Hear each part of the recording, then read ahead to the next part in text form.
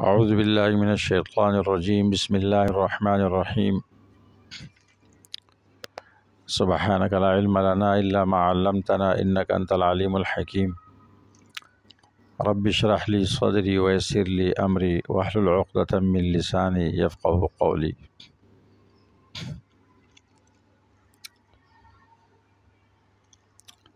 قرآن کریم کے اندر تدبر کیوں لازمی ہے اور ہم کیوں تدبر پڑھاتے ہیں؟ اس لیے کہ قرآن کریم یہ اصل الاصول ہے اور دین کی اساس ہے، بنیاد ہے، اور دین و دنیا کی تمام کامیابیاں، دنیاوی اخروی تمام کامیابیاں وہ قرآن کے ساتھ، علم قرآن کے ساتھ مربوط ہے۔ جو لوگ قرآن نہیں سمجھتے ہیں، قرآن میں تدبر نہیں کرتے ہیں، ان کی مثال ایسی ہے جیسے کچھ لوگ ایک قوم کے پاس بادشاہ کا خط آ جائے اور وہ لوگ خط کو اندر کھول کے نہ پڑھے بلکہ اس خط پر خوشبو لگائے، اس کو سر پہ رکھے، اس کو چھومے، اور یا اس خط کو ترنم سے پڑھنا شروع کر دے اور اس کے اندر غور و فکر نہ کرے کہ بادشاہ کہتا کیا ہے۔ حالانکہ بادشاہ نے اس میں یہ لکھا ہوتا ہے کہ آپ لوگ فلاں راستے سے نہیں جانا، وہاں دشمن کا خطرہ ہے، وہاں سے جاؤ گے دشمن حملہ کر لے گا۔ اب انہوں نے اس خط کی تعظیم کی کہ یہ ہمارے بادشاہ کا خط ہے، اس کو چھوما، سینے سے لگایا، خوشبو لگائی اس کے اوپر، لیکن ان کو یہ معلوم نہیں ہوا کہ بادشاہ نے اس میں کس راستے سے روکا ہے۔ چنانچہ وہ قوم اس راستے پر جاتی ہے اور دشمن ان پر حملہ کرتا ہے اور وہ ہلاک ہو جاتے ہیں۔ تو اس طرح قرآن کریم بھی اللہ کی کتاب ہے، تو لوگوں نے کیا کیا، اس کو نبذ فریق من الذین اوتوا الکتاب کتاب اللہ وراء ظہورہم، تو اس میں سفیان ابن عیینہ رحمہ اللہ فرماتے ہیں کہ ادرجوہ بالحریر، ریشم کے اندر اس کو ریشم کے جلدانوں میں بند کر دیا اور خوبصورت طریقے سے اس کو رکھا اور یہ پڑھا، لیکن اس کو لوگوں نے سمجھا نہیں، کیونکہ جب سمجھیں گے نہیں تو عمل کیسے کریں گے۔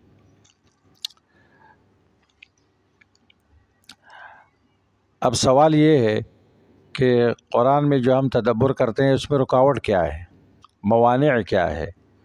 تو آج ہم موانع فہم قرآن بیان کریں گے، ایک ایک کر کے ترتیب کے ساتھ وہ موانع ہم ذکر کریں گے، کیونکہ ہمیں جب موانع معلوم نہیں ہوں گے تو ہم تدبر نہیں کر سکیں گے، اس لیے کہ ہمیں موانع معلوم نہیں ہے۔ تو کوئی بھی انسان کام کرتا ہے تو اس سے رکاوٹوں کو دور کرتا ہے تو اپنے مقصد کو حاصل کر لیتا ہے۔ اگر وہ رکاوٹ نہیں جانتا ہے، مانع نہیں جانتا ہے، تو پھر وہ اپنے مقصد تک وہ رسائی حاصل نہیں کر سکتا ہے۔ اس لیے سب سے پہلے میں وہ موانع ذکر کروں گا جو علامہ زرکشی نے ذکر کیا ہے اور علامہ سیوطی نے الاتقان میں اس کو ذکر کیا ہے، ان کے الفاظ میں بیان کرتا ہوں۔ زرکشی کی کتاب البرہان، یہ پہلی جلد میرے پاس آج موجود ہے، البرہان فی علوم القرآن۔ یہ اتنی اہم کتاب ہے علوم قرآن میں، اس کتاب کا مطالعہ بہت لازمی ہے، کاش کہ اس کا مطالعہ لازم ہوتا، یہ نصاب میں ہوتا۔ تو زرکشی صاحب نے اس کتاب کو وہ پوری عمر اس پر صرف کی ہے، اور بیچارہ پھرتا تھا کتب خانوں میں اور اپنے مقصد کی چیزیں حاصل کر کے پھر وہاں سے جاتا تھا دوسری تیسری جگہ۔ کتنی کتابیں نہ وہ خرید سکتا تھا اور نہ وہ رکھ سکتا تھا، سفر کی ہے اس کے لیے۔ اس لیے اتنا اس نے کام کیا، لکھا، کہ بعد میں جتنے لوگ آئیں گے نا، کہتے ہیں علوم القرآن میں لوگ جو ہے نا وہ عیال علی زرکشی، جیسے امام ابو حنیفہ رحمہ اللہ کے بارے میں ہے نا کہ الخلق عیال علی فقہ ابی حنیفہ، تو اس لیے علوم قرآن میں لوگ عیال ہے، بچے ہیں کس کے؟ زرکشی کے، علامہ زرکشی۔ تو علامہ زرکشی صاحب فرماتے ہیں اعلم انہ لا يحصل للناظر فهم المعانی معانی الوحی ولا يظہر له اسرارہ، کہ یہ بات خوب سمجھ لو کہ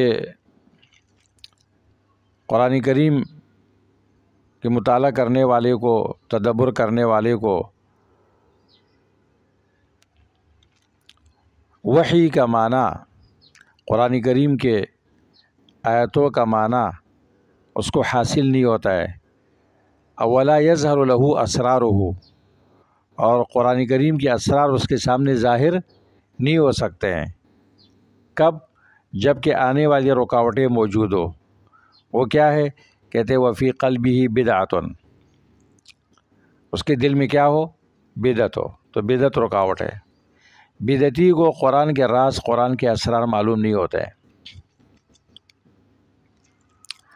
نمبر 2 او کبر، یا اس کے دل میں کیا ہو؟ تکبر ہو۔ نمبر 3 او ہون، یا اس کے دل میں خواہش پرستی ہو۔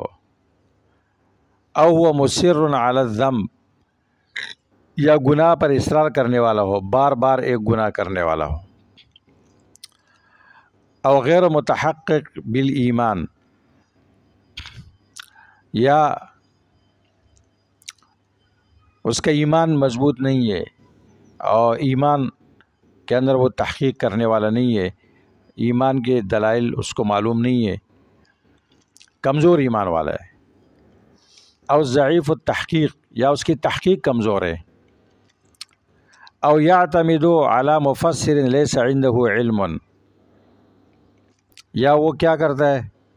اعتماد کرتا ہے ایسے مفسر کے قول پر، مفسر پر، کہ وہ اس مفسر کے ہاں علم نہیں ہے، اس کو مضبوط علم حاصل نہیں ہے، کیونکہ مفسرین کی طبقات ہے، سارے مفسرین ایک جیسے نہیں ہیں، بعضی کمزور ہوتے ہیں، اور ان کی جو تفسیریں ہوتی ہے وہ کیا ہوتا ہے؟ گودام ہوتا ہے رطب یابس کا۔ کہتے ہیں وَهَذِهِ كُلُّهَا حَجْبٌ وَمَوَانِعٌ بَعْضُهَا آکَدْ مِنْ بَعْضٍ، کہتے ہیں یہ سارے جو ہے نا موانع ہے، اس میں بعض دوسرے سے زیادہ مؤکد ہے۔ اسی طرح علامہ زرکشی نے لکھا ہے فہم قرآن کے بارے میں، یہ بہت کچھ لکھتا ہے۔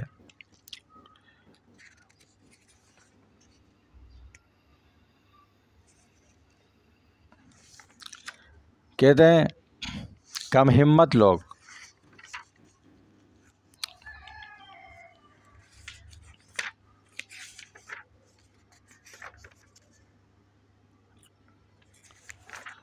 علامہ زرکشی البرہان فی علوم القرآن، صفحہ نمبر 43 ہے۔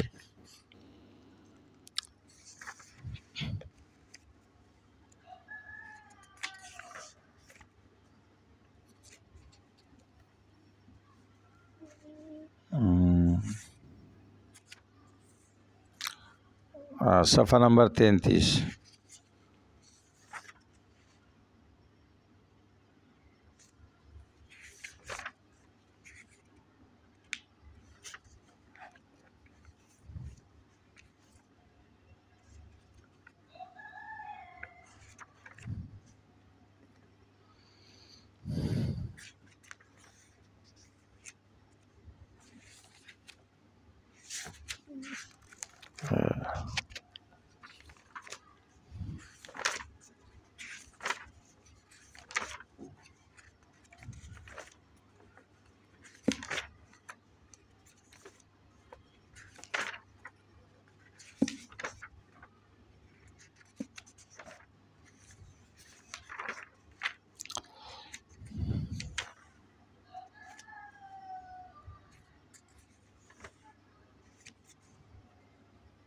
جی یہ لکھتا ہے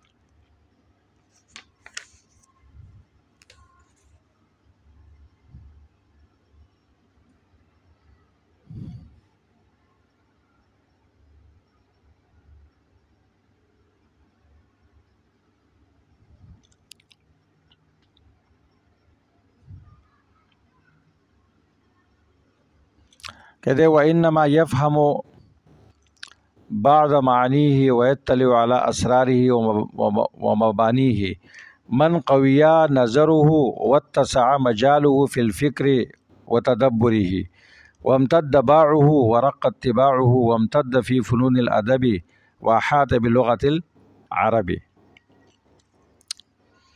کہتے قرآن کریم کے بعض معنی کو وہ آدمی سمجھ سکتا ہے، اس کے اسرار و مبانی پر مطلع ہو سکتا ہے جس کی نظر مضبوط ہو اور اس کے فکر و تدبر کا دائرہ بڑا وسیع ہو۔ وقال الحرالی فی جزء سماہ مفتاح الباب المقفل لفہم الکتاب بالمنزل، اس میں یہ کہتا ہے للہ تعالی مواہب جعلها اصول للمکاسب فمن وهبه عقلا یسر علیہ السبیل ومن رکب فيه خرقا نقص ضبطه من التحصیل ومن ایده بتقوى الاستناد الیہ فی جمیع اموره علمه وفهمه۔ وقال واکمل العلماء من وهبه اللہ تعالی فہما فی کلامه۔ کامل عالم کون سا ہوتا ہے؟ جس کو اللہ تعالیٰ اپنے کلام کا فہم دیتے ہیں، ووعیا عن کتابه وتبصرة فی الفرقان وإحاطة بما شاء من علوم القرآن ففيه تمام شهود ما كتب الله لمخلوقاته من ذكر الحكيم بما يزيل بكريم عنايته من خطأ اللاعبين إذ فيه كل العلوم۔ امام شافعی رحمہ اللہ فرماتے ہیں وقال الشافعی رضی اللہ عنہ جمیع ما تقوله الامت شرح للسنہ، علماء امت جو کچھ یعنی فقہا جو کچھ کہتے ہیں، مفسرین علماء، یہ حدیث کی شرح ہے۔ وجمیع السنت شرح للقرآن وجمیع القرآن شرح اسماء اللہ الحسنى وصفاته العلیٰ، یہ ہو گیا۔ کہتے زاد غیرہ وجمیع الاسماء الحسنى شرح لاسمہ الاعظم، پھر تمام اسماء حسنہ کیا ہے؟ اسم اعظم کی شرح ہے۔ وکما انہ افضل من کل کلام سواہ، قرآن کریم ہر کلام سے کیا ہے؟ افضل ہے۔ فعلومہ افضل من کل علم عداہ، قال تعالی افمن یعلم انما انزل الیک من ربک الحق کمن ہوا اعمی۔ کیا افمن یعلم انما انزل الیک من ربک الحق، اے وہ شخص جو جانتا ہے اور اس کا عقیدہ یہ ہے کہ جو کتاب نازل کی گئی آپ کی طرف وہ حق ہے، کمن ہوا اعمی، وہ اس کی طرح ہے جو اندھا ہے؟ نہیں۔ وقال تعالی یؤتی الحکمۃ من یشاء ومن یؤت الحکمۃ فقد اوتی خیرا کثیرا۔ کہتے قال مجاہد حکمت سے کیا مراد ہے؟ الفہم والاصابۃ فی القرآن، فہم قرآن مراد ہے۔ مقاتل کہتے ہیں علم القرآن۔ وقال سفیان بن عیینہ فی قولہ تعالی سأصرف عن آیاتی الذین یتکبرون فی الارض بغیر الحق قال احرمهم فہم القرآن، متکبر آدمی کو اللہ تعالیٰ فہم قرآن سے کیا کرتا ہے؟ محروم کرتا ہے۔ وقال سفیان الثوری لا يجتمع فهم القرآن والاشتغال بالحطام فی قلب مؤمن ابدا۔ فہم قرآن اور دنیا کے اندر مشغولیت یعنی حب دنیا، یہ مومن کے دل میں دونوں کبھی جمع نہیں ہو سکتے ہیں۔ حب دنیا جس دل کے اندر ہو اس کے اندر فہم قرآن نہیں آ سکتا ہے۔ یہی فرق ہے کہ پہلے زمانے کے علماء میں کیا تھا؟ زہد تھا، دنیا کی کوئی حیثیت نہیں تھی ان کے دلوں میں، اور ابھی علم سے مقصد دنیا ہو گیا نا۔ اہل علم کے بیچ میں بیٹھ کے علم کی باتیں کرو، منہ چڑھاتے ہیں، اور علماء کی مجلس سے علم کی باتوں سے کیا ہو گئی؟ خالی ہو گئی۔ کیا باتیں ہوتی ہے؟ پلاٹوں کی باتیں، بینک بیلنس کی باتیں، گاڑیوں کی باتیں، پراپرٹی کی باتیں، ٹھیک ہے، کانوں کی باتیں، یہ باتیں ہوتی ہے، علم کی کوئی بات نہیں ہوتی۔ یہ قیامت کی علامت ہے، کہتے ہیں کہ وہ تو علم لغیر الدین، دین کو غیر دین کے لیے پڑھا جائے گا۔ وہ عالم جس کے پاس کچھ نہیں ہوتا ہے وہ بیوقوف سمجھا جاتا ہے۔ اللہ اکبر۔ اچھا، وقال عبد العزیز ابن یحیی الکنانی مثل علم القرآن مثل الاسد لا يمكن من غیلہ سواہ۔ قرآن کا علم یہ شیر کی طرح ہے۔ کس کی طرح ہے؟ شیر۔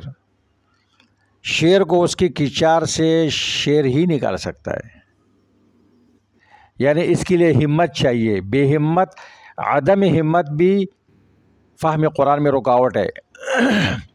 عدم ہمت بھی، ایک آدمی قرآن پڑھنے کی ہمت ہی نہیں کرتا ہے، قرآن کے دورے میں نہیں جاتا ہے، یا سو رہے، سو گیا تو پرواہ نہیں ہے اس کو، گیا تو گیا، نہیں گیا تو نہیں گیا۔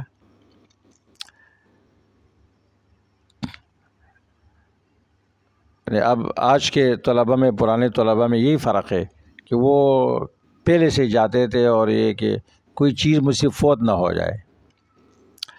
اب یہ بادشاہ لوگ ہیں، ان کو پرواہ ہی نہیں ہے، بس آتے ہیں، سن لیا سن لیا، نہیں سن لیا تو نہیں سنا، جو حاصل ہو گیا، نہیں ہوا تو نہیں ہوا۔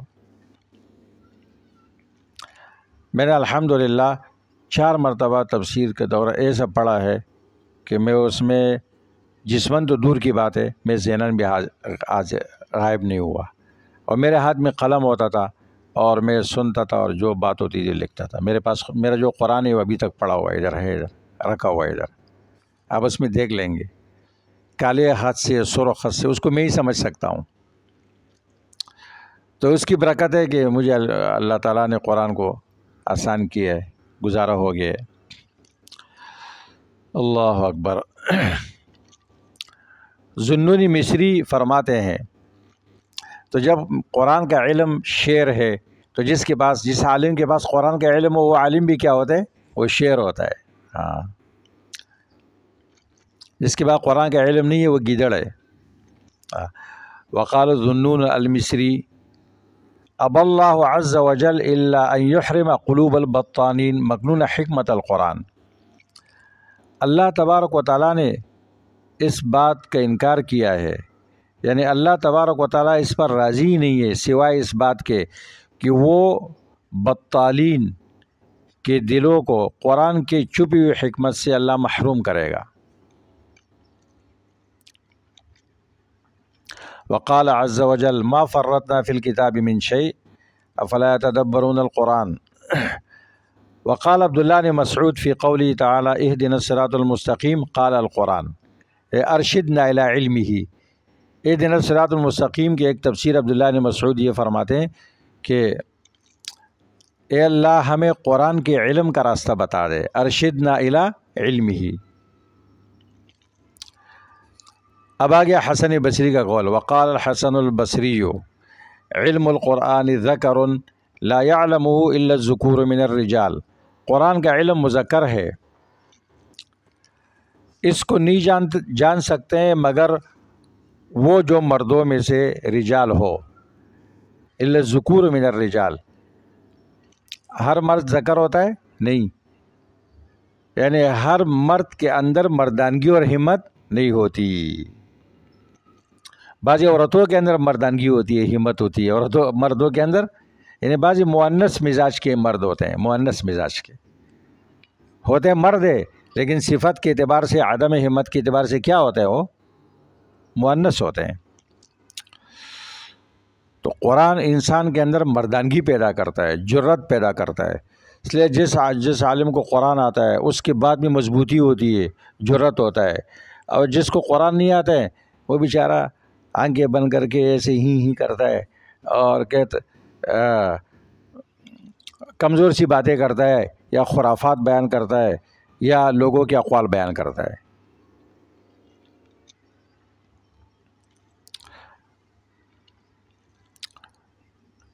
وقال عز وجل فإن تنازعتم من شيء فردوه إلى الله والرسول. وقال تعالى وما اختلفتم فيه من شيء فحكمه إلى الله إلى كتاب الله. وكل علم من العلوم منتزع من القرآن وإلا فليس له برهان. کہتے ہیں ہر علم قرآن سے لیا گیا ہے، ہر علم قرآن سے حاصل کیا گیا ہے، ورنہ اس کے لیے کوئی دلیل نہیں ہے. پھر جس علم کی دلیل قرآن میں نہیں ہے وہ علم نہیں. جتنے بھی علوم ہے دنیا کے، جتنے بھی علوم ہے وہ سارے کہاں سے منتزع ہے، کہاں سے لیے گئے، حاصل کیے گئے؟ قرآن سے. اب آپ سے میں سوال کروں علوم کتنے ہیں تو آپ کو یہ بھی معلوم نہیں ہوگا کتنے علوم ہیں. اس کے لیے جو ہے نا علامہ تاج کبرازادہ الحنفی کی کتاب ہے مفتاح السعادہ، مفتاح السعادہ و مواضیع العلوم، 5 جلدوں میں ہے یہ. مفتاح السعادہ فی مواضیع العلوم، اس کا آپ مطالعہ کریں. تمام علوم آپ حاصل نہیں کر سکتے، لیکن آپ کو تو معلوم ہونا چاہیے نا کہ اتنے علوم ہے، یہ بھی علم ہے، اس کا یہ نام ہے، اور اس کا یہ موضوع ہے، یہ اس کے غرض ہے، یہ اس کے اساسیات ہے. اب عبداللہ بن مسعود رضی اللہ تعالیٰ عنہ کا ایک قول بیان کرتا ہوں. عبداللہ بن مسعود رضی اللہ عنہ فرماتے ہیں من اراد العلم فلیصور القرآن فإن فيه علم الاولین والآخرین. رواه البیہقی فی المدخل. کہتے ہیں جو علم چاہتا ہے نا وہ قرآن میں لگ جائے، قرآن میں غور و فکر کرے، کیونکہ اولین آخرین کا علم قرآن میں ہے. تصویر فلیصور القرآن، اس کا مطلب کیا ہوتا ہے؟ عبداللہ بن عباس رضی اللہ عنہ فرماتے ہیں یعنی قرآن کے اندر لگنا، اس کو پڑھنا، اس میں غور و فکر کرنا، یہ سب تصویر القرآن میں آتے ہیں. قرآن میں لگے رہو بس سارا کا سارا علم آ جائے گا. ہر علم قرآن میں ہے. اچھا، اب موانع کیا ہے، رکاوٹ کیا ہے؟ تو ایک چیز کی تفصیل اس میں آ گئی کہ تکبر ہے. کیا ہے؟ تکبر. اور دوسری چیز آ گئی عدم ہمت. سس لوگ قرآن کہاں پڑھ سکتے ہیں، وہ قرآن کی تفسیروں کا مطالعہ نہیں کرتے ہیں، وہ اہل ماہرین قرآن کے پاس جا کے وہ قرآن حاصل نہیں کرتے، اس کے پاس ٹائم نہیں ہے. ایک چلے بھی لوگ قرآن کو نہیں دیتے ہیں، ایک چلے بھی قرآن کو نہیں دیتے ہیں.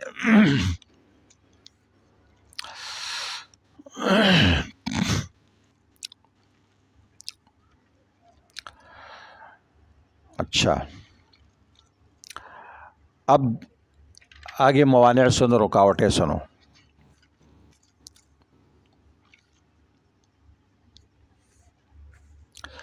مولانا ابوالحسن علی الندوی صاحب کا نام سنا ہے آپ لوگوں نے؟ سنا ہے؟ بہت بڑے عالم گزرے ہیں، اور ہم نے براہ راست ان کی تقریر سنی ہے. پاکستان تشریف لاتے تھے. ان کی کتاب قراءۃ الراشدہ نصاب میں داخل ہے، پڑھی ہے نا آپ لوگوں نے؟ اور کون سی کتاب ہے؟ المختارات فی الادب العربی ہے.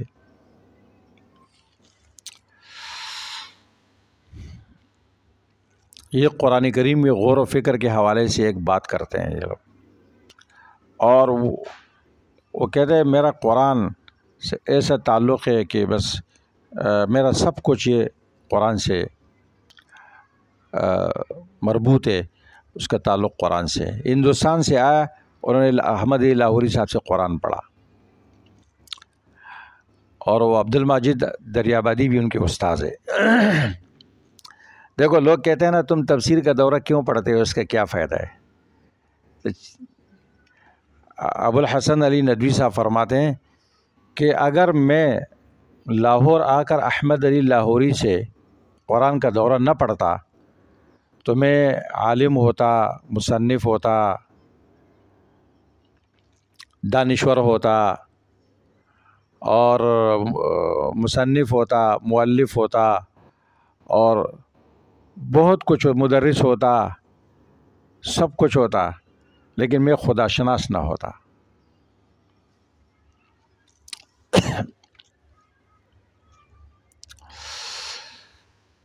رکاوٹ یہ بھی ہے نا کہ آپ سے کہے گا یار پورا سال آپ قرآن نہیں سمجھے، 40 دن میں، 30 دن میں، 10 دن میں آپ کیا سمجھ لیں گے؟ آپ یہ بھی کہہ سکتے ہیں نا کہ پورا سال میں مجھے عمل نہیں آیا، 40 دن میں مجھے وہاں عمل کہاں آ جائے گا جہاں آپ بھیج رہے ہیں؟ نہیں، منہجی سبق اور ہوتا ہے، دورہ اکثر ماہر آدمی پڑھاتا ہے، وہ اہل فن ہوتا ہے، وہ طالب علم ایک استاذ کے لیے جاتا ہے، اس کے الگ فوائد ہوتے ہیں۔ تو مولانا ندوی صاحب کہتے ہیں کہ احمد لاہوری صاحب سیاسی باتیں بھی کرتے تھے، اور اس وقت مجھے وہ معمولی معلوم ہوتی تھی۔ کہتے ہیں ابھی میں پوری دنیا میں جب وہ بیان کرتا ہوں مجھے ان کی باتیں یاد آتی ہیں، اور سب کچھ میرا وہی ہے۔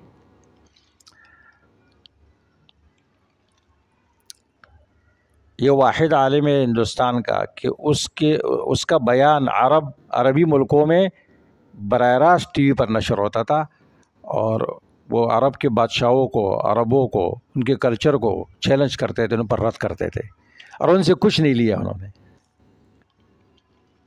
اگر پیسوں کی پیشکش کی، کہا نہیں اس کے تم خود بیمار ہو، میں تو اصلاح کرنے آیا ہوں، مجھے نہیں چاہیے تمہارا پیسہ۔ ایوارڈ دیا، وہیں سے تقسیم کیا، گھر کچھ نہیں لایا۔ خیر، یہ میں نے اس لیے بتایا کہ ابھی میں اس کی بات ذکر کر رہا ہوں۔ ہاں، یہ دورہ پڑھنے کا کتنی اہمیت ہوتی ہے نا، میں آپ کو بتا رہا ہوں۔ کوہستان میں ایک عالم گزرے ہیں، میرے خیال سے ابھی زندہ ہے یا اس کا انتقال ہو گیا ہے، مولانا عبدالحلیم صاحب اس کا نام ہے، کوڑا خٹک میں پڑھاتے تھے، بڑے عالم تھے، مفتی تھے۔ تو مولانا عبدالحق صاحب کوڑا خٹک والے، وہ طلبہ کو احمد لاہوری صاحب کی دورے کی ترغیب دیتے تھے کہ وہاں جا کے پڑھو چھٹیوں میں۔ اپنے بیٹے سمیع الحق صاحب کو بھی انہوں نے بھیجا تھا، اور وہ ان کی تفسیر کو مرتب بھی کر رہے تھے۔ کچھ پارے رہ گئے تھے کہ شہید ہو گئے، شاید وہ شائع ہو جائے۔ اور اس طرح ڈاکٹر شیر علی شاہ صاحب کو بھی بھیجا ہے۔ شیر علی شاہ صاحب کہتے ہیں کہ میں پٹھانوں کو تکرار کراتا تھا۔ احمد لاہوری صاحب فرماتے تھے کہ آپ پٹھان طلبہ کو پشتوں میں تکرار کراؤ۔ اور انہوں نے زبدۃ القرآن کے نام سے وہ لکھا ہے جو پڑھا ہے انہوں نے۔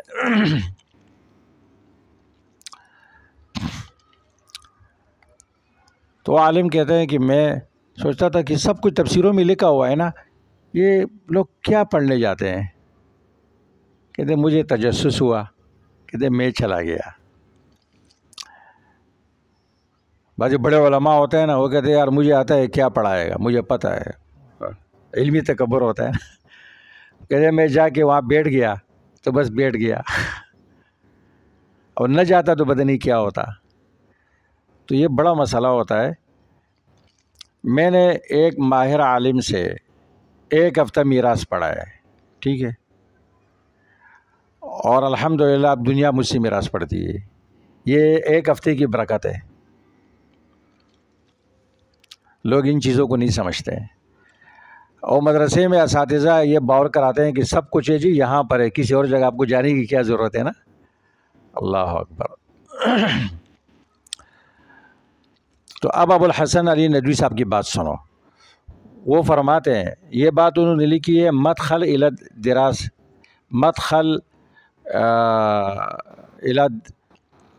الدراسات القرآنیہ، مدخل الی الدراسات القرآنیہ، اس نام سے ان کی کتاب ہے۔ اور ایک چھوٹا سا رسالہ ہے، اس میں انہوں نے اپنا واقعہ لکھا ہے، قصۃ الدراست القرآنیہ، میرے قرآن پڑھنے کا قصہ، چھوٹی سی کتاب ہے، چھوٹی سی، بیروت سے چھپی ہے۔ اس نے اپنا قصہ لکھا ہے اس میں، اور اردو میں بھی ان کی کتاب ہے، اس میں بھی یہ بات لکھی ہوئی ہے۔ کیا لکھا ہوا ہے؟ انہوں نے لکھا ہے کہ عربی ضروری علوم پڑھنے کے بعد اور کسی ماہر استاد سے تفسیر پڑھنے کے بعد، یہ تو لازمی ہے کہ آپ دورہ پڑھیں نا، ماہر استاد سے تفسیر پڑھیں آپ، اس کے بعد آپ کسی تفسیر کا مطالعہ نہ کریں اور خود کیا کریں؟ تدبر قرآن کریں۔ کہتے ہیں یہ تفسیروں میں زیادہ ایک آدمی اعتماد کرتا ہے کہ بس جو کچھ تفسیروں میں جو لکھا ہوا ہے یہ قرآن کی تفسیر ہے، اور اس کو حرف آخر سمجھ کر قرآن میں تدبر چھوڑ دیتا ہے، حالانکہ قرآن تو قیامت تک کے لیے کتاب ہے نا۔ کہتے ہیں یہ بھی مانع ہے کہ صرف تفسیروں پر اعتماد کر کے، تفسیروں کا مطالعہ کر کے ابھی آپ کو آگے جانا ہے، تفسیروں کو نظر انداز نہیں کرنا ہے۔ یہ میں بیان کروں گا انشاءاللہ کہ مفسرین کی طبقات ہے، تفسیروں کے مناہج ہے، ہر تفسیر کی خصوصیت ہے، ہر تفسیر کے اندر خوبیاں بھی ہے، ہر تفسیر کے اندر خامیاں بھی ہے۔ اس کو سمجھ کر اس تفسیر سے فائدہ اٹھانا ہے، اس کا منہج سمجھ کر اس سے فائدہ اٹھانا ہے، اور پھر کیا کرنا ہے؟ آگے جانا ہے۔ بعض لوگ کیا کرتے ہیں؟ اسی پر اعتماد کر دیتے ہیں، اب قرآن میں غور و فکر ختم۔ پھر ندوی صاحب کہتے ہیں اس کی وجہ کیا ہے؟ کہتے ہیں بعض لوگ ایک مفسر کی تفسیر کا مطالعہ کرتا ہے، مفسر ایک عبقری انسان ہوتا ہے، نکتہ سنج ہوتا ہے، چند صفحات مطالعہ کرنے کے بعد یہ کہتا ہے اوہ کیا زبردست آدمی ہے۔ کہتے ہیں اللہ کو مقصود یہ ہے کہ یہ قرآن سے متاثر ہو جائے، اور یہ مفسر سے متاثر ہو گیا۔ دیکھو یہ بڑی خطرناک بات میں آپ کو سمجھا رہا ہوں نا، لوگ اس بات کو نہیں سمجھتے ہیں۔ ندوی صاحب نے بھی بڑی کوشش کی ہے کہ یہ بات سمجھ میں آ جائے۔ یعنی قرآن کریم کا جو ہم مطالعہ کرتے ہیں نا، ایک مفسر کا چشمہ لگا کر کرتے ہیں، تو قرآن کے بجائے ہم کس سے متاثر ہو جاتے ہیں؟ مفسر سے، قرآن پر رہ جاتا ہے۔ اللہ کو مقصود یہ ہے کہ یہ آزاد تدبر کرے، طالب ہدایت بن کر آزاد تدبر کرے، گویا کہ اللہ اس سے مخاطب ہے۔ پھر جو قرآن سے لذت آئے گا، قرآن کو یہ سمجھے گا اور جو اس پر اثر کرے گا، تو اس کا اندازہ نہیں ہو سکتا ہے۔ اب پوری زندگی لوگ تفسیروں کا مطالعہ کرتے ہیں، بعض الجھ جاتے ہیں، ایک مفسر ایک بات لکھتا ہے، دوسری تیسری بات، یہ الجھ جاتا ہے۔ عرب میں ایک عالم ہے عائض قرنی صاحب، دکتور عائض القرنی، مشہور آدمی ہے، لا تحزن ان کی کتاب ہے۔ اس کتاب میں انہوں نے اپنا واقعہ لکھا ہے۔ کہتے ہیں میں ایک جگہ درس دیتا تھا، تو میں نے سوچا کہ جتنی تفسیریں ہیں سب خریدتا ہوں، اور خرید لیے میں نے، اور میں نے یہ کہا کہ جس آیت کا مجھے درس دینا ہے تو اس آیت پر تمام تفسیریں میں دیکھوں گا۔ کتاب جب میں نے ایسے کیا تو اتنا الجھ گیا، اتنا پریشان ہو گیا کہ بس سب کچھ ختم ہو گیا میرا۔ کہتے میں کبار اہل علم کے پاس کیا، بڑے علماء کے پاس، انہوں نے مجھے کہا کہ اس طرح نہیں کرو، آپ کسی راسخ فی العلم عالم سے تفسیر پڑھو اور پھر اساسیات پڑھو، جو تفسیر میں بنیادی اہم کردار ادا کرنے والی تفسیریں ہیں اس کا مطالعہ کرو، اس کے بعد پھر آگے جاؤ تدبر کرو۔ کہتے پھر مجھے اطمینان ہو گیا۔ اگر اس طرح سے کتابوں سے سب کچھ آتا تو پھر انسان کتابیں ہی خریدتا، کسی مدرسے میں نہ جاتا۔ تو تفسیروں کے اپنے مناہج ہے، وہ مناہج اس مفسر کی کوتاہیاں، اس کی خوبیاں سمجھ کر ہم اس کی تفسیر سے فائدہ اٹھا سکیں گے، ورنہ ہماری مثال کیا ہوگی؟ پھر دیکھو ایک مثال، ایک آدمی تھا کسی کمپنی میں کام کرتا تھا نا، اس کے گھر کے گاؤں کے ملک صاحب نے یا چودھری صاحب نے اس کو خط بھیجا کہ تم گھر آ جاؤ، تیری بیوی بیوہ ہو گئی ہے۔ اب وہ خط لے کر مینیجر کے پاس گیا، مجھے چھٹی دے دو، میری بیوی بیوہ ہو گئی ہے۔ اس نے کہا اللہ کے بندے آپ کی بیوی بیوہ نہیں ہو گئی، تم زندہ ہو ہمارے سامنے کھڑے ہو۔ اس نے کہا نہیں جی ملک صاحب جھوٹ نہیں بولتا ہے، چودھری صاحب جھوٹ نہیں بولتے ہیں۔ اس نے کہا نہیں بھائی میری بیوی بیوہ ہو گئی ہے، مجھے چھٹی دے دو۔ کہا نہیں آپ زندہ ہے، آپ کی بیوی کیسے بیوہ ہو گئی؟ کہا نہیں جی ملک صاحب جھوٹ نہیں بولتے ہیں۔ تو اسی طرح پھر وہ ایک تفسیر کے اندر مطالعہ کر لیا ہوتا ہے، تفسیر میں اسرائیلی بات یا کمزور بات ہوتی ہے، اس کو بولو بھائی یہ غلط ہے، کہتے نہیں تفسیر میں لکھا ہوا ہے، ملک صاحب جھوٹ نہیں بولتے ہیں، تفسیر میں لکھا ہوا ہے۔ بھائی تفسیر میں تو لکھا ہوا ہے لیکن غلط ہے۔ پھر اس کی مثال اس طرح ہو جاتی ہے جب وہ تفسیروں کے مناہج نہیں پہچانتا ہے نا، تفسیر میں لکھا ہوا ہے۔ تو یہ بات ذہن میں رکھو، قرآن معصوم ہے، مفسر معصوم نہیں ہے۔ اب لوگ تفسیر پڑھتے ہیں قرآن نہیں پڑھتے ہیں، تفسیر پڑھتے ہیں قرآن نہیں پڑھتے ہیں۔ مفسر کبھی اہل سنت میں سے ہوتا ہے، کبھی وہ معتزلی ہوتا ہے، کبھی وہ اہل سنت میں سے نہیں ہوتا ہے، کبھی شیعی ہوتا ہے، کبھی کچھ ہوتا ہے، کبھی کچھ ہوتا ہے۔ تو ابو الحسن ندوی صاحب کہتے ہیں کہ زیادہ تفسیروں سے مطالعے کے بجائے انسان کیا کرے؟ خود تدبر کرے۔ خود تدبر کرنے سے وہ علوم کے راستے کھولیں گے، دروازے کھولیں گے کہ جو ویسے کبھی نہیں ہو سکتا ہے۔ تو اب کیا ہوا، ایک روب بٹھایا گیا لوگوں کے اوپر، طلباء کے اوپر، جی آپ قرآن کی تفسیر کرو گے نا، وہ کرو گے، تدبر کرو گے تو غلطی کر جاؤ گے اور تفسیر بالرائے کے اندر مبتلا ہو جائے گی۔ تفسیر بالرائے آپ کریں گے تو فَلْيَتَبَوَّأْ مَقْعَدَهُ مِنَ النَّارِ مَنْ قَالَ فِي الْقُرْآنِ بِرَأْيِهِ فَأَصَابَ فَأَخْطَأَ۔ زیادہ تقویٰ کی وجہ سے وہ قرآن میں تدبر نہیں کرتے، نہیں جی میں تو وہی معنی بیان کروں گا جو نقل ہے، نقل سے بیان کروں گا، حالانکہ پوری قرآن کی تفسیر رسول اللہ نے نہیں کی، میں نے بتایا آپ کو نا۔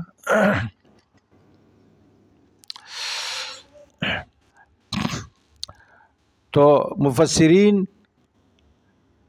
کی تفسیروں کی تقدیس دلوں میں ایسی آ جاتی ہے، انسان مرعوب ہو جاتا ہے کہ وہ خود قرآن میں تدبر کرنے کی جرات نہیں کرتا ہے۔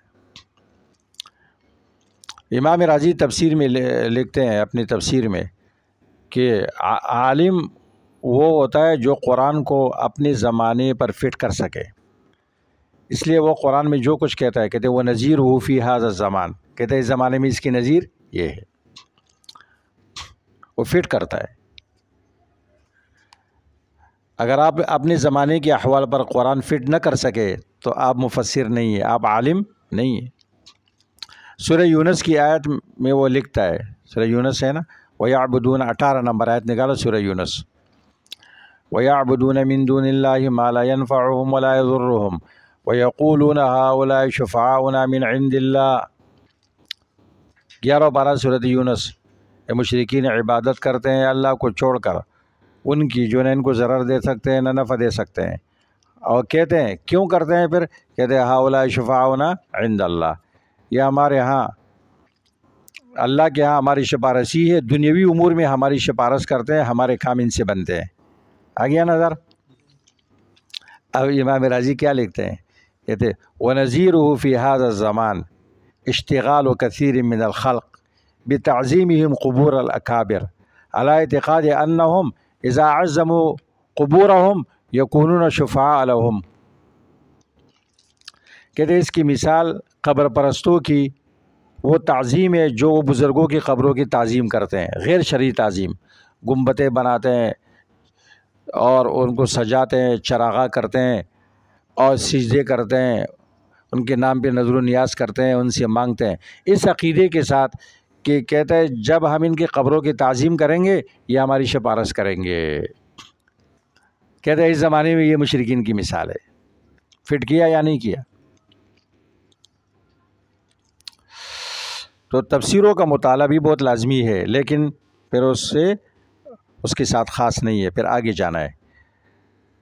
کبھی مذہبی تعصب بھی انسان کو تدبر سے روک دیتا ہے، فقہی مذہبی تعصب بھی۔ امام کرخی کی طرف ایک قول منسوب ہے، اس سے آپ اندازہ لگاؤ. کل آیت او حدیث تخالف ما علیہ اصحابنا فہو مؤول او منسوخ. احناف میں سے کرخی صاحب کیا کہتے ہیں؟ ہر وہ آیت یا حدیث جو ہمارے اصحاب کے مذہب کے خلاف ہے، کہتے ہیں وہ تو یا مؤول ہے یا منسوخ ہے، اس میں تعویل کی جائے گی یا منسوخ ہے.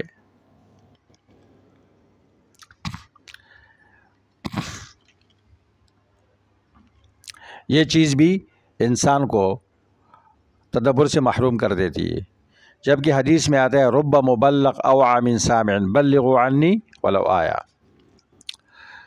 تو یہ مقصد ہرگز نہیں ہے کہ ہم اسلاف اور ائمہ یا مفسرین کے علوم کو نظر انداز کریں. نہیں، ان کے علوم سے فائدہ اٹھا کر ان کے کندھوں پہ کھڑے ہو جائے، آپ اونچے نظر آئیں گے. اس سے آگے بھی آپ کو کیا کرنا ہے؟ تدبر کرنا ہے.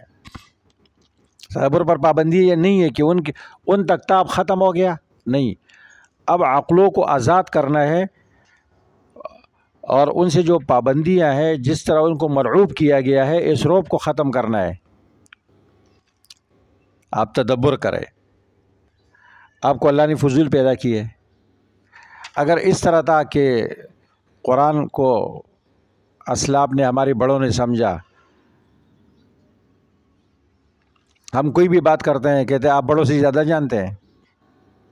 اچھا، یہ بھی لوگ کہتے ہیں آپ بڑوں سے زیادہ جانتے ہیں کہ اچھا بھائی یہ کہاں لکھا ہوا ہے کہ میں نہیں جانوں گا، پابندی ہے میرے اوپر. یا اگر جو کچھ تھا انہوں نے سمجھا ہے، پھر ہمیں پڑھنے کی کیا ضرورت تھی؟ ہمیں تو علم حاصل ہی نہیں کرنا چاہیے، بس وہ کافی ہے نا جو انہوں نے کیا ہے. پھر آپ کیوں مدرسے میں 8 سال گزارتے ہیں؟ اگر اس طرح ہر عالم یہ سوچے، دنیا میں کوئی نیا کام نہیں ہوگا. امام بخاری بھی اگر یہ سوچتے کہ جی جو میں کر رہا ہوں یا اب میں استاذوں سے زیادہ جانتا ہوں، تو میں بخاری شریف کیوں لکھ رہا ہوں؟ نیا کام کیا یا نہیں کیا؟ انہوں نے کیا نا. ہر آدمی نیا سوچتا ہے، نیا کام کرتا ہے تو آگے جاتا ہے. ایجادات میں بھی ایسا ہی ہے، نئے نئے ایجادات ہو رہے ہیں یا نہیں؟ کیونکہ بات کے سائنسدان کہتے ہیں کہ پہلے والوں سے انہوں نے فارمولے فراہم کیے، انہوں نے تھوڑا سا پرواز کیا تو ہم نے جہاز بنا دیا. اب جہازوں میں کتنی ترقی ہو رہی ہے. ایجادات میں ہم یہ کہتے ہیں کہ آپ یہ چیز کیوں بنا رہے ہیں؟ کیا پہلے لوگ یہ نہیں سمجھے تھے؟ کیا آپ نے گاڑی کیوں بنائی؟ پہلے لوگ گھوڑے پہ جاتے تھے. تو یہ کوئی عقل کی بات ہے؟ نہیں بات ہے. دین وہی ہے، سب کچھ وہی ہے، لیکن فہم پر ابھی پابندی نہیں ہے. تو اس طرح لوگوں کو مرعوب کرنا کہ آپ بڑوں سے زیادہ جانتے ہیں، آپ کو کچھ نہیں آتا ہے، تو پھر بولو آپ کو اللہ نے فضول پیدا کیا اور آپ کی دنیا میں آنے کا کوئی مقصد نہیں ہے، اور تمہارے سر کے اندر عقل نہیں ہے، بوسہ ہے، اس کو استعمال نہیں کرنا، اور آپ کو گویا فضول پیدا کیا گیا. حالانکہ ہر انسان کے اندر صلاحیت ہے، ہر انسان کو اللہ نے علم دیا، فہم دیا، وہ اس بات کا مکلف ہے کہ اس کو استعمال کرے گا، اور یہ امت کی امانت ہے، اس کی جو بھی صلاحیت ہے اس پر کوئی پابندی نہیں ہے. یہ میں اس لیے کہہ رہا ہوں کہ لوگ کہتے ہیں آج کل آپ بڑوں سے زیادہ جانتے ہیں، کہ یار قرآن میں کہیں نہیں لکھا ہوا ہے کہ بڑے جانتے تھے میں نہیں. قرآن میرے لیے بھی ہے، حدیث میرے لیے بھی ہے، میں بھی اللہ کا بندہ ہوں، مجھے اللہ نے فضول نہیں پیدا کیے. تو مسلمانوں کے اندر جمود پیدا ہوا اس حوالے سے بھی، ایجادات کے حوالے سے بھی نا. پہلے مسلمانوں کے اندر یہ جمود نہیں تھا، وہ دینی دنیاوی لحاظ سے نئی نئی تخلیقات کرتے تھے. اب نئی تخلیقات کیا ہو گئی؟ بند ہو گئی. اب سائنس اور ٹیکنالوجی میں بھی ہم کس کی طرف دیکھ رہے ہیں؟ کافروں کی طرف دیکھ رہے ہیں. اور جو جمود کی فضا ہم لوگوں پر طاری ہے وہ آپ کے سامنے ہے. کوئی نیا کام ہوتا ہے؟ نہیں ہوتا ہے. اگر آپ کریں گے آپ کی ٹانگیں کھینچیں گے، تم گناہ کرنے والے تم نے یہ کیوں کیا؟ نئی سوچ کے حوصلہ افزائی ہونی چاہیے. اس پابندیوں کی وجہ سے ہمارے ذہین طلباء دوسری جگہ جاتے ہیں، پھر کہتے جی غامدی ہو گیا، فلاں ہو گیا، یہ ہو گیا، وہ ہو گیا. فقہ القرآنی یعنی قرآن کی سمجھ بمعنی شامل وہ ختم ہو گیا. جبکہ اللہ تعالیٰ کیا فرماتے؟ فما لہؤلاء القوم لا یکادون یفقہون حدیثا، اس قوم کو کیا ہوا، قریب نہیں ہے کہ اس کو سمجھے۔ یفقہون حدیث قرآن کو کہتے ہیں، یہ قرآن کو کیوں نہیں سمجھتے ہیں؟ فما لہؤلاء القوم لا یکادون یفقہون حدیث، تفسیر نہیں، سمجھ الفقہ، فقہ القرآنی، جیسے بخاری کے بارے میں ہم کہتے ہیں فقہ البخاری فی تراجمہ، یہ اس کی سمجھ ہے نا حدیث کی، اس طرح فقہ القرآنی بھی ہے، قرآن کی سمجھ عام معنی کے اعتبار سے، اس پر کوئی پابندی نہیں ہے۔ اچھا بھائی، علامہ اقبال نے ایک بات ذکر کی ہے، روبہ سچ میں نے آپ کی گروپ میں بھی ڈالی ہے، اب وہ اس کو میں شیئر کرتا ہوں۔ مسلمانوں کی حالت پر وہ تبصرہ کرتے تھے نا کہ قرآن کے ساتھ مسلمانوں کا رویہ کیا ہے۔ مختلف اشعار میں بیچارے نے بڑی کوشش کی ہے۔ ایک شعر تو میں نے بتایا آپ کو نا، تیرے ضمیر پر نہ ہو جب تک نزول کتاب، گرا کشا ہے راضی نہ صاحب کشاف۔ وہ معزز تھے زمانے میں مسلمان ہو کر، ہم خوار و ذلیل ہو گئے تارک قرآن ہو کر، مشہور ہے نا۔ اچھا، اب اقبال صاحب کے ایک بات سنو۔ اقبال صاحب فرماتے ہیں، تو جاہل صوفی اور کامل ملا کے پندے میں ایسا پنسا ہے کیا بولتا ہے؟ تو جاہل صوفی اور کامل ملا کے پندے میں ایسا پنسا ہے کہ تو نے قرآن مجید سے ہدایت لینا چھوڑ دی ہے۔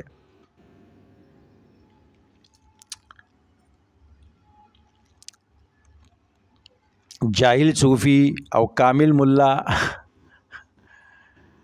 تو جاہل صوفی اور کامل ملا کے پندے میں ایسا پنسا ہے، یعنی آپ نے عقل استعمال کرنا چھوڑ دیا ہے، صرف جو صوفی صاحب کہہ رہا ہے جس کی وہ مرید ہے، اور جو وہ ملا کہہ رہا ہے اس کے پندے میں ایسا پنسا ہے کہ تو نے قرآن مجید سے ہدایت لینا چھوڑ دیے۔ قرآن کی آیتوں سے تجھے بس اتنا ہی کام رہ گیا ہے کہ جب تیری بوڑھے کی روح اٹک گئی تو سورۃ یاسین لے کر بیٹھ گیا۔ اس میں کوئی شک نہیں کہ اس کی روح تو آسانی سے نکل جائے گی، مجھے تو افسوس تجھ پر ہے کہ جس کا ایک ایک لفظ زندگی دیتا ہے، اس سے بھی تو نے مرنا ہی سیکھا۔ کہتے ہیں قرآن کا ایک ایک لفظ زندگی دیتا ہے، تو نے اس سے مرنا ہی سیکھا۔ جس قرآن سے تو نے مرنا سیکھا، کاش اسی قرآن سے تو جینا بھی سیکھ لیتا۔ یعنی زندگی دینے والا قرآن مردوں کا قرآن بن گیا۔ کوئی مر جائے طلبہ کو بلاؤ، قرآن خوانی کراؤ، قرآن خوانی کے بعد ان کو لڈو کھلاؤ، قورمہ کھلاؤ، بریانی کھلاؤ، ٹھیک ہے۔ جبکہ علامہ شامی لکھتا ہے کہ اس طرح پڑھنے والے کو ثواب نہیں ملتے، مردے کو کیا بخشے گئے۔ مجرد تلاوت مجردہ پر اجرت لینا جائز نہیں، تعلیم قرآن اور چیز ہے، یہ تلاوت مجردہ پر پیسہ کہاں سے آ گیا؟ یا کانا کھلاؤ یا صرف پڑھواؤ، لیکن اس طرح لوگ کہا کرتے ہیں، جو لے جاتے ہیں پڑھنے جاتے ہیں وہ کہتے ہیں کچھ کھلائے گا، اور وہ بھی کہتے ہیں ایسے کیسے چھوڑ دے، المعروف کل مشروط۔ اس طرح بچوں کو طماع بنا دیا، اس کی ضمیر کو مار دیا۔ اس لیے کہتے ہیں اشرف گنگوہی صاحب کے فتاوی میں لکھا ہوا ہے، فتاوی رشیدہ میں، طعام المریض یمرض القلب، طعام المیت یمیت القلب۔ مردے کا کھانا وہ دل کو مار دیتا ہے۔ یار کوئی مر جائے نا دعوت کھا لے، دل مر گیا یا نہیں، کوئی بیمار ہو جائے تو بکرے آ جائے، اللہ اکبر۔ اور وہ بچے ایسے طماع بن جاتے ہیں جو خوانی کے لیے جاتے ہیں نا، قرآن خوانی کے لیے، کہ پھر اگر لوگ جو ہے نا اپنے آپ کو کھجلاتے ہیں تو وہ کہتے ہیں کچھ پیسے نکال کے دے گا۔ زیادہ بچے جا رہے ہو، لوگ کہتے ہیں جی کوئی مر گیا ہوگا، یہ جا رہے بخشوانے کے لیے جا رہے ہیں، ٹھیک ہے۔ آئیے کہ پرانا آدمی معلوم ہوتا ہے، نام بھول گیا ہو۔ ہاں خیر برابر ہے، طبیعت شد خیر کہ نا. اچھا، تو جو قرآن زندگی دینے کے لیے آیا تھا اس نے مرنا ہی سیکھا اس سے.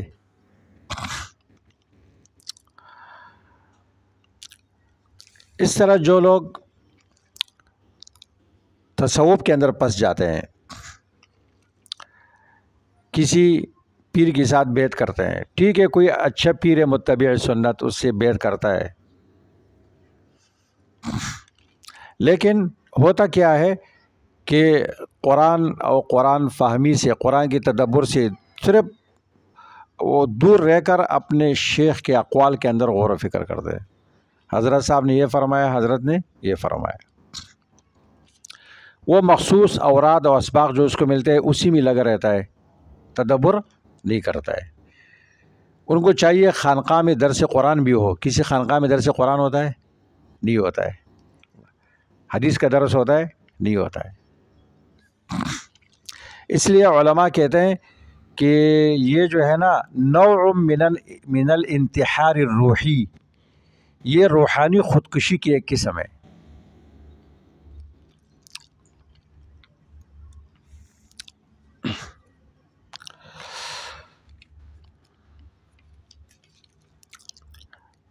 بلکہ آپ ان کی باتوں کو بھی قرآن و حدیث پر پرکھیں گے. ان کی جو بات قرآن و حدیث کے خلاف ہے آپ نہیں لیں گے.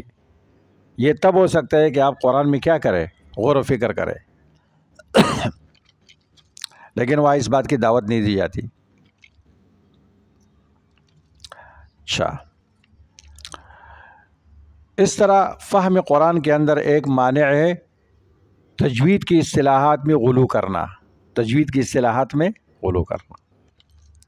تجوید پڑھتے ہیں لوگ، مخارج کو درست ادا کرنے کے لیے کوشش کرتے ہیں، اس میں اتنا غلو کرتے ہیں کہ وہ جب تلاوت کرتے ہیں نا نماز میں یا خارج نماز میں، بس اس کو دیکھتے ہیں کہ لفظ صحیح ادا ہو گیا یا نہیں. فہم قرآن سے وہ ہمیشہ محروم رہتا ہے. غلو فی التجوید، اس کو شیطان کی تلبیس میں شمار کیا گیا. اغاثۃ اللحفان میں ابن قیم صاحب نے لکھا ہے، ابن جوزی نے لکھا ہے، مخارج کے اندر غلو. اس لیے فقہا نے لکھا ہے کہ نماز کے اندر زیادہ تجوید سے قرآن پڑھنا کہ لوگوں کا ذہن، پڑھنے والے کا ذہن تدبر سے زیادہ الفاظ کی طرف جائے، آواز کی طرف، یہ مکروہ ہے. اس لیے نماز کے اندر سیدھا سادہ قرآن پڑھا جائے گا اور توجہ تدبر پر ہوگی نہ کہ الفاظ پر. تو طلباء کو، بچوں کو تجوید میں اتنا غالی بنایا جاتا ہے کہ وہ ایک ایک لفظ چیک کرتا ہے کہ صحیح ادا ہوا یا نہیں ہوا. الحمد للہ رب العالمین. اب وہ بیچارہ کتنی تکلیف میں ہے اور وہ کہتے پتہ نہیں ہا صحیح ادا ہو گیا یا نہیں، قلقلہ صحیح ہو گیا یا نہیں. ہونا چاہیے لیکن غلو نہیں ہونا چاہیے. غلو کسی چیز میں، یا اہل الکتاب لا تغلو فی دینکم، غلو سے منع کیا ہے. میں نے آپ سے عرض کیا تھا کہ اللہ کے رسول کے پڑھنے کا انداز کیا تھا. کان یقرأ مترسلا سہلۃ رسلۃ، روا اور آسان پڑھتے تھے.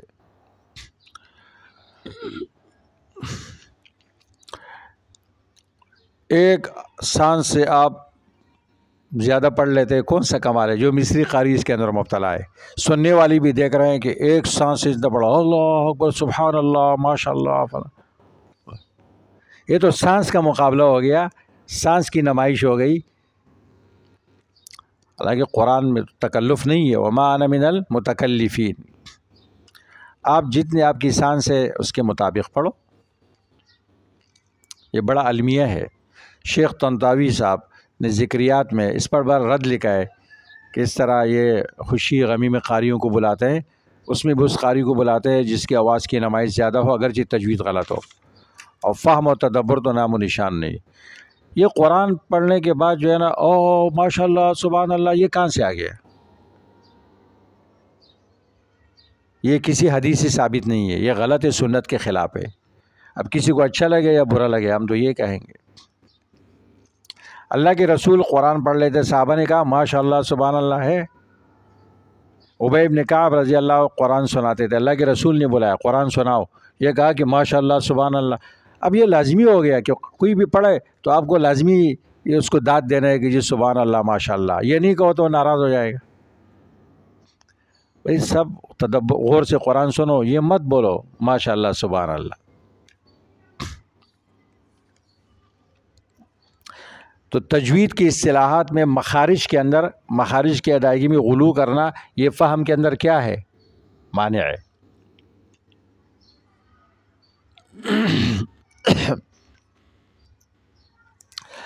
اس طرح جو لوگ اقوال کے پیچھے لگ جاتے ہیں، لوگوں کے علماء کے اقوال زیادہ یاد کرتے ہیں، دوسری چیز کی طرف توجہ کرتے ہیں، یا گانے سنتے ہیں، یا کسی اور چیز کی طرف توجہ کرتا ہے، قرآن کا فہم اس کو نصیب نہیں ہوتا ہے۔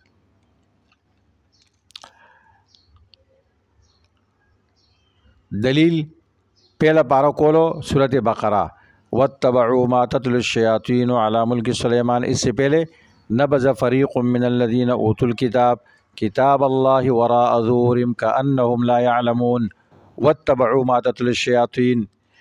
یہود نے اللہ کی کتاب کو نظر انداز کیا تو کس چیز میں لگ گئے؟ جادو میں لگ گئے، سب سے خطرناک گندی چیز میں لگ گئے۔ کیونکہ جب انسان حق چھوڑتا ہے تو کس میں لگتا ہے؟ باطل میں لگتا ہے۔ تو بعض لوگ کیا کرتے ہیں؟ اقوال یاد کرتے ہیں زیادہ، اس کی طرف توجہ کرتے ہیں، قرآن سے محروم ہو جاتے ہیں۔ تو دوسرے کسی بھی علم میں اتنا مشغول ہونا کہ آپ قرآن کو نظر انداز کریں، یہ بھی نبض میں آتا ہے۔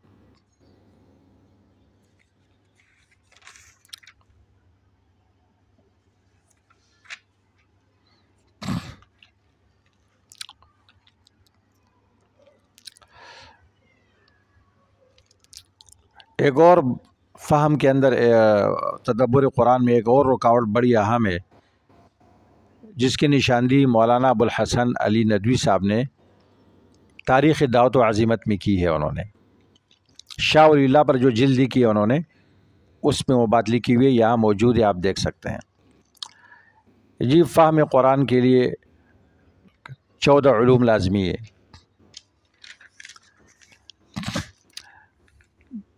تو ابوالحسن ندوی صاحب لکھتے ہیں کہ شاہ ولی اللہ کے زمانے تک ہندوستان میں لوگوں کے دلوں میں یہ بات بیٹھی ہوئی تھی کہ 14 علوم کے بغیر جو قرآن میں تدبر کرے گا تو وہ کافر بنے گا۔ حالانکہ 14 علوم مفسر کے لیے ہے، تدبر کے لیے نہیں ہے۔ گویا انہوں نے یہ سمجھا تھا کہ قرآن علماء کی کتاب ہے، بس جو 14 علوم پڑھے ہو۔ حتیٰ کہ طالب علم درسی کتاب پڑھتا، حاشیے میں قرآن کی آیت آتی، کہتے ہو اس کو 14 علوم ہم نے نہیں پڑھے، ابھی اس کا ترجمہ نہیں کرو ورنہ کیا ہو جاؤ گے؟ کافر ہو جاؤ گے۔ شاہ ولی اللہ صاحب پہلے آدمی ہے جنہوں نے قرآن کا ترجمہ کیا فارسی میں، تو اس پر فتوے لگے کہ یہ گمراہ غلط کام کیا، اس نے ترجمہ کیا، اس نے علوم قرآن کو، حدیث کو رواج دیا ہے۔ ماضی قریب تک یہ فہم تھا۔ تو ندوی صاحب لکھتا ہے کہ قرآن علماء کی کتاب نہیں ہے۔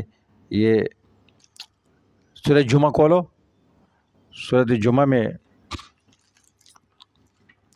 والذی بعث فی الامین رسولا منہم یتلو علیہم آیاتہ ویزکیہم ویعلمہم الکتاب والحکمہ وان کانوا من قبل لفی ضلال مبین۔ کہتے ہیں اگر صرف یہ علماء کی کتاب ہوتی تو اس کے بعد میں اللہ تعالیٰ یہ نہ فرماتے وآخرین منہم لما یلحقوا بہم والعزیز الحکیم۔ تاریخ دعوت و عزیمت یہاں رکھی ہوئی ہے، آپ دیکھ لیں، یہ بات آپ کو نظر آ جائے گی۔ تو ایک ہے تفسیر قرآن، اس کے لیے تو یہ شرائط ہے، لیکن قرآن جن مقاصد کے لیے آیا ہے وہ بالکل واضح ہے، اس کو ہر طبقے کا انسان سمجھ سکتا ہے۔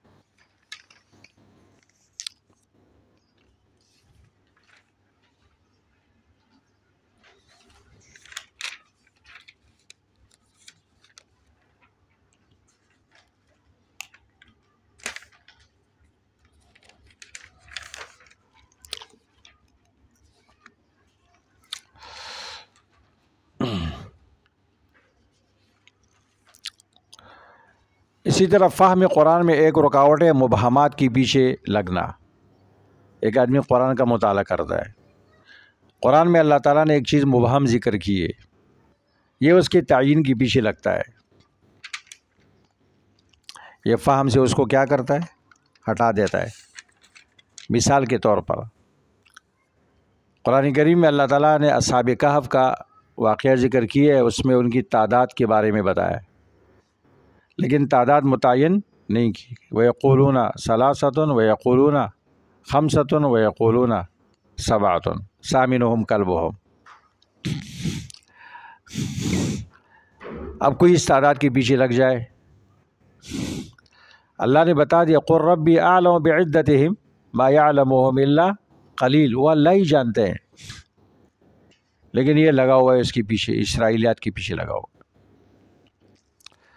اللہ نے ذکر کیا کتا، کلبہم، اب یہ جی کتے کا نام کیا تھا، اس کا رنگ کیا تھا، ابھی اللہ نے مبہم رکھا ہے، لیکن یہ کتے کا نام بھی معلوم کرے گا۔ کتے کا نام کیا ہوتا ہے؟ کتا ہوتا ہے، کتے کا کون سا نام ہوتا ہے،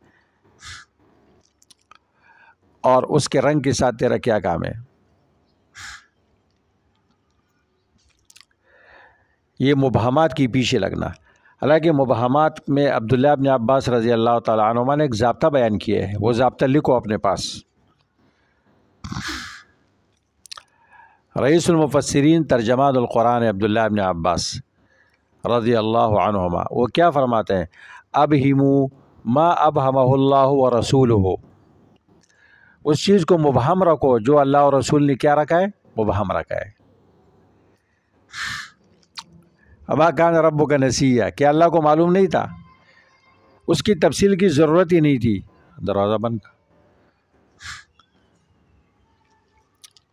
اللہ نے مبہم رکھا، اس کو مبہم رکھو، اس کے پیچھے نہیں پڑو۔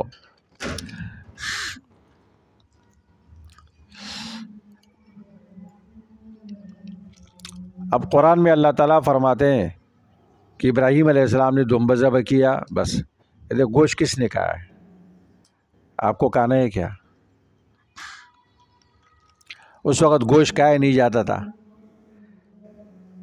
ایک مبہم چیز ہے۔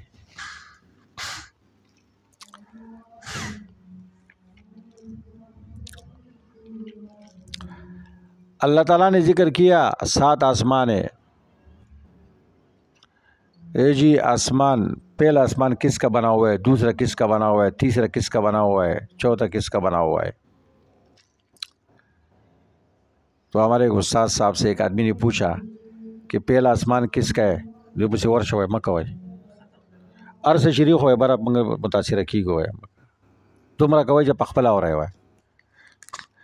اچھا، پہلا آسمان کس چیز کا بنا ہوا ہے، دوسرا کس کا بنا ہوا ہے، تیسرا کس کا بنا ہوا ہے؟ تو انہوں نے کہا اچھا آپ کو دکان کھولنی ہے اوپر، چلو پہلا آسمان سونے کا بنا ہوا ہے، دوسرا چاندی کا بنا ہوا ہے، آپ کو کیا کرنا ہے؟ آپ چڑھ سکتے ہیں اس کے اوپر۔ یہ سوال وہ آدمی کرتا ہے جس کو وضو کے فرائض بھی نہیں آتے ہیں۔ تو اس طرح مبہمات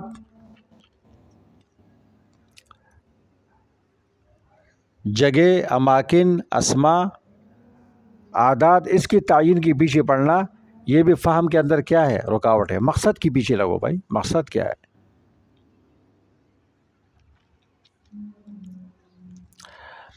اس طرح فہم کے اندر رکاوٹ ایک چیز اور بھی ہے، وہ کیا ہے؟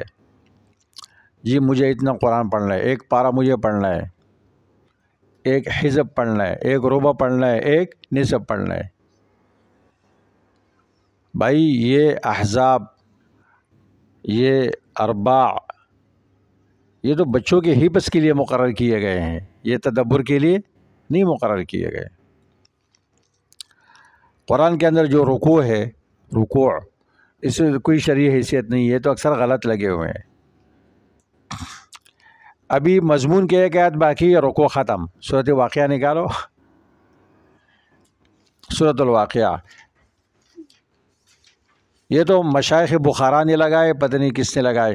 مفتی رشید احمد صاحب احسن الفتاویٰ میں لکھتے ہیں کہ کوئی قاری تھا، وہ تراویح پڑھا رہا تھا، وہ جا رکوع کرتا تھا، اس کا شاگرد عین کا نشان لگا لیتا تو رکوع بن گیا اس سے۔ اس لیے جو لوگ کہتے ہیں نا رکوع کا ربط رکوع سے، تو مجھے ہنسی آتی ہے کہ رکوع، یار رکوع کا ربط کیسے ہو سکتا ہے؟ اچھا، تو صورت واقعہ دیکھو، انا انشأناہن انشاء فجعلناہن ابکارا عربا اطرابا لاصحاب الیمین. اب دیکھو یہاں رکوع ختم ہے، جبکہ آیت کا مضمون باقی ہے، سلۃ من الاولین وسلۃ من الاخرین، اور آگے مضمون یہاں شروع ہوتا ہے واصحاب الشمال ما اصحاب الشمال. دیکھو رکوع تو یہاں بالکل غلط ہے، پارہ ختم ہو رہا ہے، مضمون ختم نہیں ہو رہا ہے. دیکھو 19واں پارہ کہاں سے ختم، 19واں پارہ ختم ہوتا ہے نا اس آیت پر، قل الحمد للہ وسلام علی عبادہ الذین اصطفیٰ اللہ خیر اما یشرکون، پارہ ختم ہو گیا. حالانکہ یہ نیا مضمون شروع ہو گیا یہاں سے، اور اللہ خیر اما یشرکون، امن خلق السماوات، امن آگے نیا مضمون ہے. پہلے خطبہ توحید ہے اور پھر سوالات ہے لوگوں سے کہ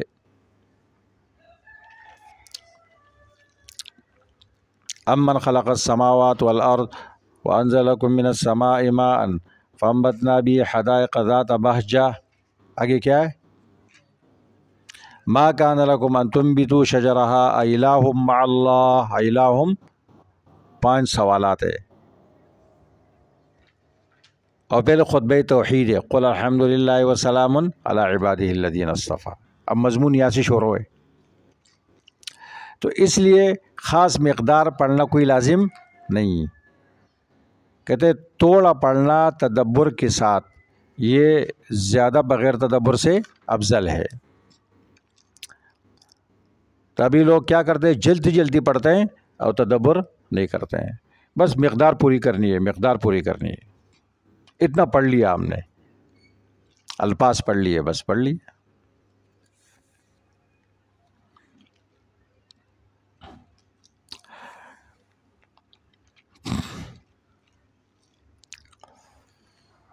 تدبر کے لیے مناسب وقت، مناسب جگہ بھی لازمی ہے. یعنی بعض امور ایسے ہوتے ہیں وہ تدبر میں معاون ہوتے ہیں. کس وقت ذہن صاف ہوتا ہے انسان زیادہ تدبر کر سکتا ہے. سورہ مزمل میں اس کا بیان ہے. سورہ مزمل کھولو، ان ناشئۃ اللیل ہی اشد وطئا واقوم قیلا. رات کا وقت، اس وقت ذہن صاف ہوتا ہے. تہجد کے وقت جو آپ قرآن پڑھتے ہیں وہ تدبر کے لیے بہت مناسب وقت ہے.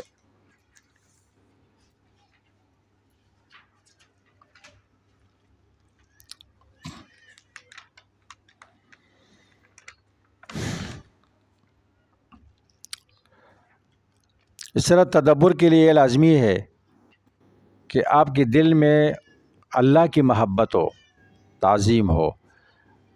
تو جس شخص کے دل میں اللہ کی محبت و تعظیم نہ ہو وہ اس کے کلام میں تدبر نہیں کرتا ہے. انسان جس کو عظیم سمجھتا ہے اور جس کی محبت ہوتی ہے دل میں، اس کی بات کی طرف زیادہ توجہ کرتا ہے نا. تو آپ کے دل میں اگر اللہ کی محبت و تعظیم ہے تو یہ اس اللہ کا کلام ہے. تو اللہ کے تعظیم کو دل میں مستحضر کر کے اس کے کلام میں تدبر کرنا.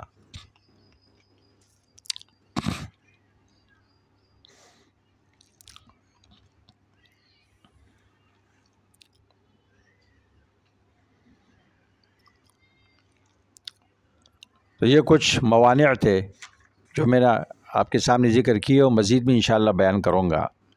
یہ بڑے بڑے موانع میں نے آپ کے سامنے ذکر کیے. آپ قرآن میں غور و فکر شروع کریں، شروع میں آپ کو کچھ سمجھ میں نہیں آئے گا. کامیابی کا طویل سفر ایک چھوٹے سے قدم اٹھانے سے شروع ہوتا ہے نا. آپ کوشش تو کریں نا. طریقے انشاءاللہ ہم بتا رہے ہیں، اور پھر آپ ایسے عادی ہو جائیں گے. ایک آیت آپ دیکھیں گے آپ کی دل میں، آپ کے دماغ میں علوم کے سمندر امٹ پڑیں گے، پھر آپ اس کو نوٹ نہیں کر سکیں گے.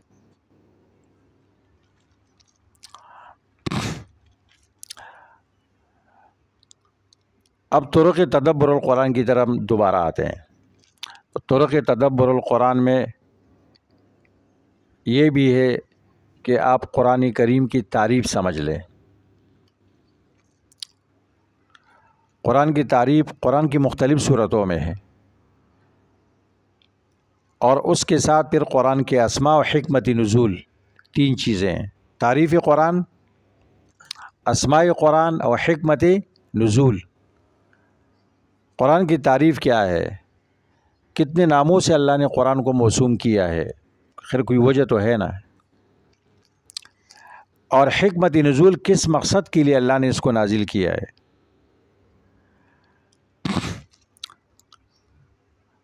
یہ عنوانات میں بتا رہا ہوں، ہر ایک کی تفصیل بعد میں بتاؤں گا۔ پہلی چیز کیا ہے؟ تعریف قرآن۔ نمبر 2، اسماء قرآن۔ اسماء قرآن وجوہ تسمیہ، یہ نام کیوں ہے؟ ہر ایک کے نام کی وجہ بھی ہے۔ پھر حکمت نزول، کن مقاصد کے لیے اللہ نے قرآن کو نازل کیا ہے۔ وہ مقاصد آپ کے سامنے ہوں گے نا تو تدبر کرنا کیا ہوگا؟ آسان ہوگا۔ پوری قرآن کا مقصد آپ کو سمجھ میں آئے گا۔ اور یہ حکمت نزول ہم قرآن ہی سے آپ کو بتائیں گے، جو خود اللہ نے ذکر کیے۔ چوتھی چیز، پھر قرآن کریم کی جو صورتیں ہیں یہ 2 قسموں کی طرح منقسم ہے، مکی اور مدنی۔ مکی صورتیں کتنی ہے، مدنی کتنی ہے؟ اور مکی اور مدنی میں مضامین کے اعتبار سے کیا فرق ہے؟ جب یہ فرق آپ سمجھ جائیں گے تو پھر تدبر کرنا اور بھی آسان ہو جائے گا۔ جب آپ کو یہ معلوم ہو جائے صورت مکی ہے تو آپ کو پتہ چل جائے گا جی اس میں یہ بیان ہوگا، کیونکہ مکہ میں خطاب کس سے تھا اور کس انداز سے تھا، کیا اسلوب تھا اس کا۔ تو مکی اور مدنی صورتوں میں مضامین کے اعتبار سے فرق ہم بتائیں گے آپ کو، کئی اعتبار سے فرق ہے، خصوصیات ہے۔ 5ویں نمبر پر پھر یہ بھی لازمی ہے تدبر میں کہ قرآن کریم کی بنیادی مضامین کیا ہے،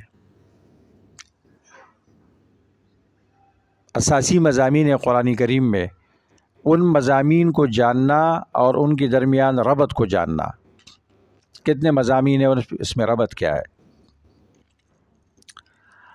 اور چھٹی چیز پھر ہم یہ بیان کریں گے کہ کوئی بھی صورت آپ سمجھنا چاہتے ہیں تو اس میں بنیادی کون سی چیزیں جو آپ سمجھ جائے، اس کے بعد پوری صورت آپ کی سمجھ میں آ جائے گی۔ یہ تدبر میں اہم کردار ادا کرتی ہے یہ چیزیں۔ تو ابھی چلو شروع کرتے ہیں قرآن کریم کی تعریف۔